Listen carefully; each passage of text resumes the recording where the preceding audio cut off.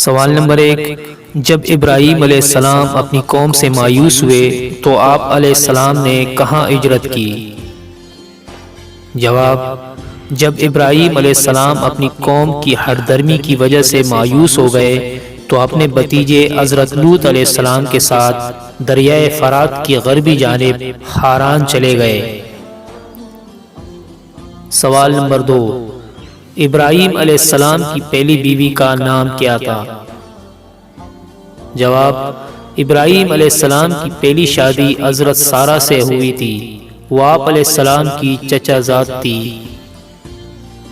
سوال نمبر 3، حضرت ابراہیم علیہ السلام کا پیشہ کیا تھا؟ جواب، آپ علیہ السلام کا ذریعہ معاش گلہ بانی تھا۔ سوال نمبر 4، جب ہاران سے ابراہیم علیہ السلام مصر پہنچے تو وہاں آپ علیہ السلام نے کس عورت کے ساتھ دوسرا نکاح کیا؟ جواب، جب آپ علیہ السلام مصر پہنچے تو مصر کے بادشاہ نے آپ علیہ السلام کی بیوی سارہ کو ایک لونڈی دی، اس کا نام ہاجرہ تھا۔ سارہ نے ہاجرہ کے ساتھ آپ علیہ السلام کا نکاح کروا دیا۔